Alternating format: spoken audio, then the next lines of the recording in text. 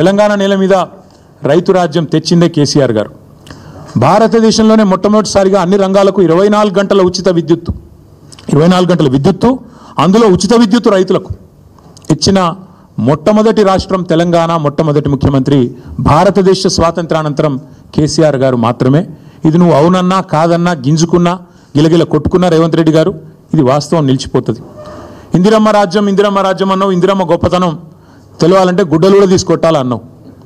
ఇందిరమ్మ గొప్పతనం ఏంది, ఇందిరమ్మ రాజ్యం గొప్పతనం ఏంది నీది అంటే కాలిపోయిన మోటార్లు, పేలిపోయిన ట్రాన్స్ఫార్మర్లు, ఎరువుల కోసం విత్తనాల కోసం లైన్లలో మళ్ళీ చెప్పులు. నువ్వే చెప్పినావు, నీ పార్టీ చెప్పింది మాకు ఓటేయండి మార్పు తెస్తాం, ఆనాటి రోజులు తెస్తాం అన్నావు. నిజంగానే తెచ్చినావు. ఇవాళ ఎరువుల కోసం విత్తనాల కోసం ఇవాళ రాష్ట్ర వ్యాప్తంగా నీ చేతగాని ప్రభుత్వం, నీ అసమర్థ ప్రభుత్వం రైతులను కాల్చుక తింటున్న మాట వాస్తవం కాదా?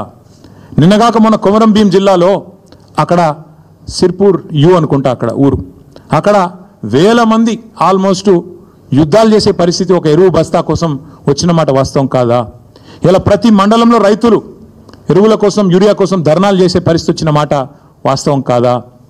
మీరు ఎరువుల దుకాణాలకు ఆధార్ కార్డు చూపెడితే ఎకరానికి ఒక బస్తా ఇవ్వాలని చెప్పిన మాట, మీ అధికారులకు ఆదేశం ఇచ్చిన మాట వాస్తవం కాదా?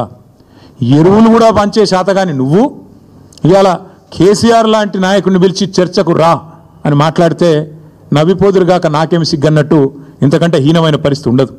అట్లాగే దశాబ్దాలు దగా చేసింది నీ ప్రభుత్వం కాదా? సాగునీటి ప్రాజెక్టులు కట్టకుండా రైతులను ఎండబెట్టి రైతుల ఆత్మహత్యలకు తెలంగాణను కేర్ ఆఫ్ అడ్రస్గా మార్చింది మీరు కాదా? అదే కేసీఆర్ గారు.